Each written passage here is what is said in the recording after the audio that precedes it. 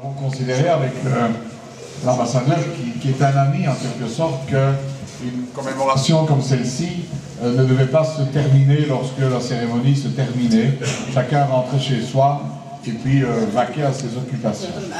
Ici, nous avons souhaité déjà l'an dernier qu'après la partie cérémonie, au cours de laquelle on parle, on se souvient de ce qui s'est passé, on rappelle les faits de guerre, on évoque les souvenirs des uns et des autres, c'est l'occasion de passer sur les tombes. Après cela, il faut bien écouter parce que chacun a dit qu'il fallait aussi regarder vers l'avenir, qu'il fallait aussi sensibiliser la jeunesse aux défis à relever. Et je crois que c'est important de rappeler à cette jeunesse, notamment au travers du texte que j'ai fait, que vous avez peut-être eu. C'était pas un discours, mais c'était un discours que j'aurais eu envie de prononcer, mais comme on a décidé qu'il n'y avait pas de discours, il ne fallait pas en faire. J'ai fait ce texte pour rappeler effectivement que le débat, il se place aujourd'hui. Nous vivons dans une société multiculturelle, nous vivons dans une société internationale, internationalisée, nous vivons dans un monde qui est devenu un village et nous avons cette nécessité de vivre ensemble. Et pour vivre ensemble, il faut se connaître. Et pour se connaître, il faut se rencontrer. Et quand on se rencontre, il faut dialoguer, il faut parler, il faut échanger. Et quelle est la meilleure façon d'échanger, de parler, de dialoguer? C'est finalement de le faire autour d'un repas convivial. C'est Abdullah Boussouf, monsieur le secrétaire général du CCME, monsieur le haut-commissaire aux anciens combattants du Maroc, c'est Mustafa Thierry, monsieur l'ambassadeur du Sénégal que je vois qui est là, qui aurait dû être nous sur l'estrade. En tout cas, je suis très très heureux qu'il soit là. Les représentants de la communauté algérienne que je salue aussi, très très heureux que vous soyez là, merci. Et je voudrais tout simplement, je ne vais pas me redire ce que dit André parce qu'il sait que nous partageons les mêmes valeurs, les mêmes opinions, les mêmes idées sur un certain nombre de choses, effectivement. Et c'est vrai que cette commémoration, depuis quelques années, grâce à lui, je suis monté dans le wagon, c'est vrai, et parce que tout simplement, effectivement, j'ai eu l'occasion de le dire et de le répéter, que je partage des valeurs et que cette commémoration est l'occasion, effectivement, de réfléchir à se vivre ensemble. Effectivement, je suis là en Belgique depuis presque 6 ans maintenant, le temps passe vite. Et c'est vrai qu'avec le recul de mes 6 ans, j'ai beaucoup entendu parler de vivre ensemble, de diversité, de multiculturalité. Et l'impression que plus le temps passe, et plus j'ai l'impression que ça reste quand même des concepts assez creux auxquels nous n'avons pas encore donné assez de contenu. Et c'est vrai que en l'occasion de ces commémorations, c'est aussi réfléchir à ce que nous voulons faire de nos sociétés dans un monde aujourd'hui troublé, brouillé par ce qui se passe autour de nous, mais c'est vrai aussi par le fait que nous défendions aujourd'hui des valeurs. Il y a 30 ou 40 ans, pendant la guerre froide, nous défendions des idéologies. Aujourd'hui, ce sont des valeurs que nous défendons, des valeurs d'amitié, de fraternité, de paix, de tolérance, d'ouverture sur les autres, de coexistence entre nous, et dans le respect, bien sûr, de ce que nous sommes, de notre pluralisme, de notre diversité. Les soldats marocains qui étaient venus au début de la Seconde Guerre mondiale pour combattre aux côtés des Alliés, eh bien, ils étaient venus suite à un appel lancé par Feu Sa Majesté Mohamed V, le libérateur et le père de la nation marocaine, qui avait donc lancé un appel qui a été lu dans les mosquées, dans toutes les mosquées, le 3 septembre 1939.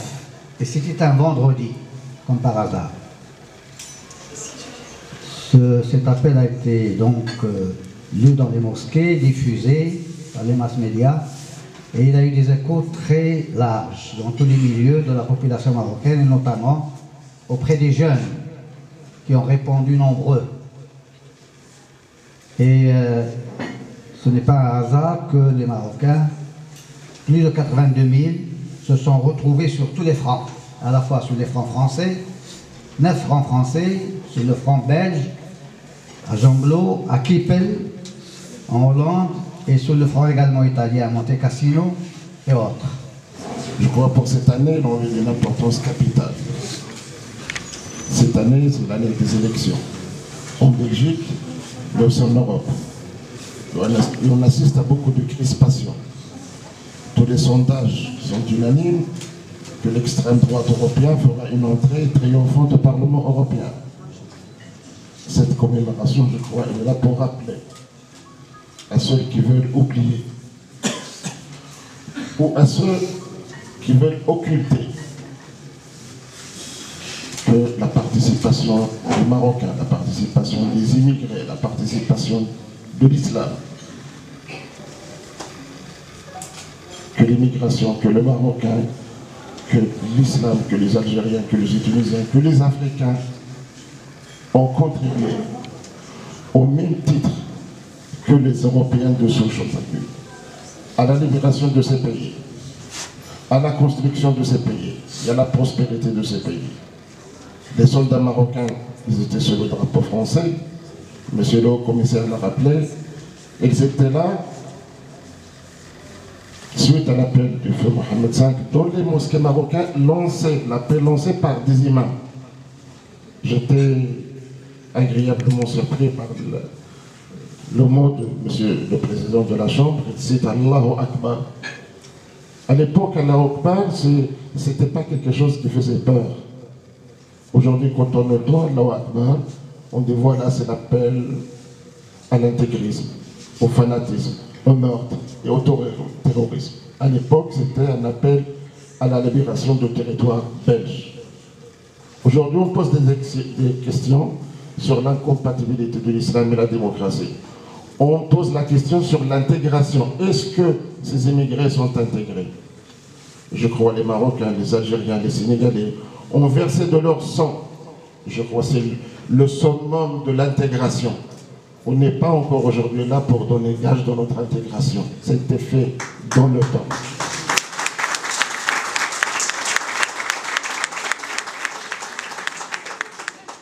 Évidemment, nous sommes des associés de la libération de ces territoires.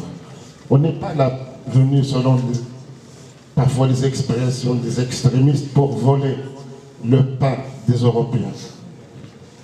On est venu aussi pour contribuer à cette liberté. Les Marocains, ils n'étaient pas des incorporés de force. Les Marocains, au lieu de profiter à l'époque de la Deuxième Guerre mondiale pour se débarrasser de leurs colonisateurs, ils ont préféré de mettre main dans la main de leurs propres colonisateurs pour défendre les valeurs humaines, les valeurs de la liberté, les valeurs universelles, et de combattre le nazisme et le fascisme. Je crois que c'est une première dans l'histoire de l'humanité que de laisser de côté ses propres intérêts pour se sacrifier, pour défendre quelque chose d'humain, quelque chose qui appartient à l'humanité. Il faut qu'on se souvienne.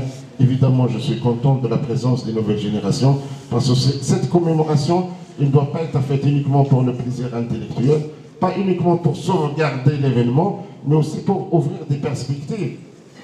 Aujourd'hui, les manuels scolaires, ils doivent refléter sincèrement l'ensemble des composantes qui ont participé, contribué à la libération de la Belgique, de la France et de l'Europe, et à battre le nazisme et le fascisme. Et je vous remercie.